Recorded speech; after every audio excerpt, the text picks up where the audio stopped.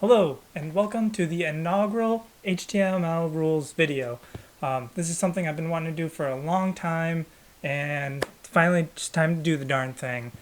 So even if you stop watching after 10 seconds or you accidentally click the link, I appreciate it immensely.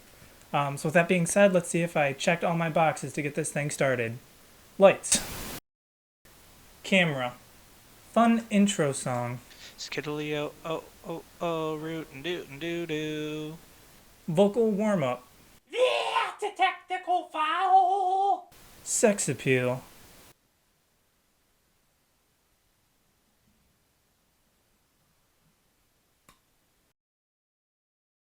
Topic?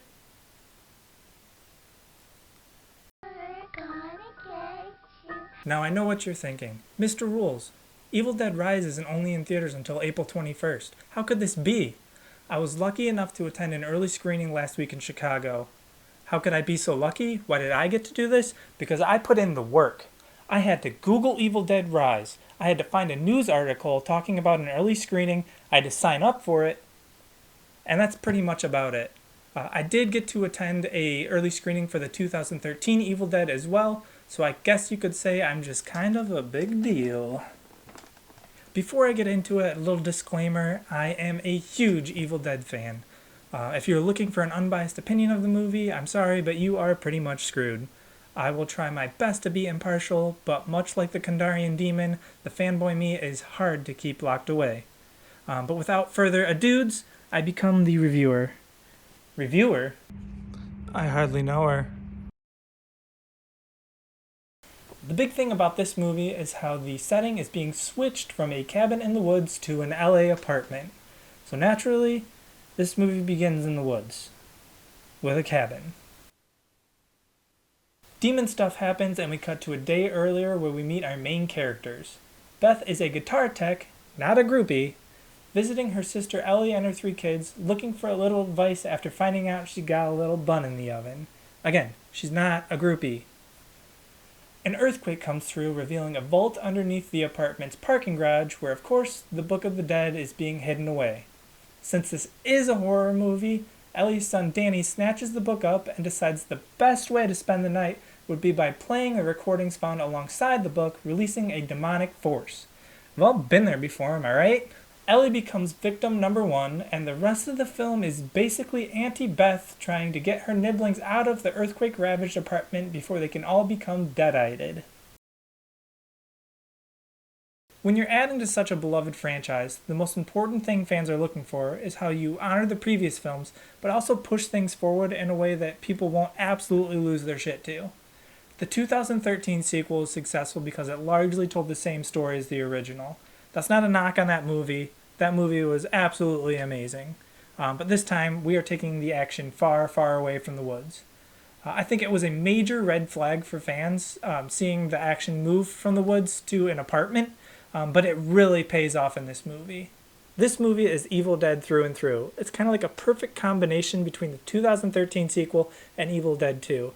There's some insane violence, but there's also a dark sense of humor that makes itself known throughout the movie, but it's never too much. The demonic force in this movie also is more in line with the demons from the earlier movies. This sucker doesn't just want to swallow your soul, it wants to have its fun while it's doing it too. As for references and Easter eggs, there are plenty in this movie and they never feel too forced or corny. Several scenes are kind of remade in this movie, but they're made in a way that make them fresh and new. From Evil Dead 1, we have an update from the card scene that is this time done with a character reading a book, because reading is what? Fundamental. We also have a kind of version of the tree scene from the first movie that in this movie is a lot less... You know what I mean. Yeah. From Evil Dead 2, we have a scene that kind of echoes the deer laughing scene, and in this scene, we have the Deadites reassuring the family that they will all be dead by dawn. As for Easter eggs, there are plenty of fun little treats to find in this movie.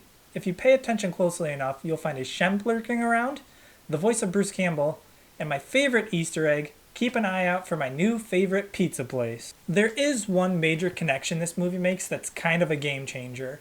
I don't feel like I'm really spoiling anything because director Lee Cronin already mentioned this in an interview, but remember earlier in this when I referred to the 2013 movie as a sequel and not a remake? All Evil Dead movies officially take place in the same universe now. It isn't gone into too much detail in the movie, but in Army of Darkness, when Ash is in the graveyard having to choose between 3 Book of the Deads, those are the books of the original trilogy, the 2013 sequel, and this movie respectively. So yes, technically Ash and Mia are out there somewhere in this world, but they are not in this movie. The family rising up here include matriarch Ellie, played by Alyssa Sutherland, not groupie Auntie Beth, played by Lily Sullivan, Morgan Davies, future Oh How the Turntable spinner Danny, Gabrielle Eccles, woke SJW Bridget, and Nell Fisher's equal parts weird and cute as heck Cassie. There isn't a weak performance in the bunch, but gosh darn does Alyssa Sutherland knock it out of the park as possessed Ellie. Knock it out of the park is of course a football reference for all you nerds out there. Touch grass, losers. Demon Ellie is just straight up terrifying in this movie.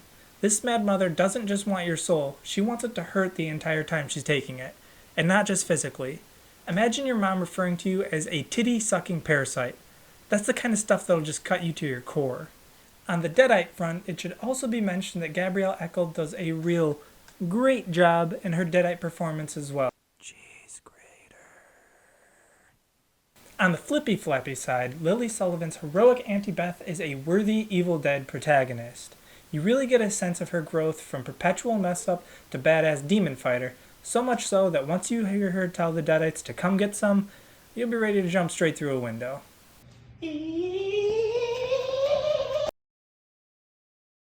Let's not try to fool anyone here, you mostly want to know about the kills and violence. Sicko. Luckily for you, there's plenty of blood and guts to go around. There's a total of around 7-ish kills/possessions in this movie, which I believe makes it for the highest body count in an Evil Dead movie besides Army of Darkness. If you want to tell me that my numbers are wrong and I miscounted something, wow, you're really cool. Without being too spoilery, there is a scene in the apartment's hallway that is sure to get people's bloods pumping. We'll just say that Deadite Ellie is not that big of a fan of her neighbors. And if we're talking violence and kills, then we have to bring up the cheese grater, the most infamous cheese grater in all of cinema. I hate to be a Debbie Downer, but I think the hype for it was a little overblown.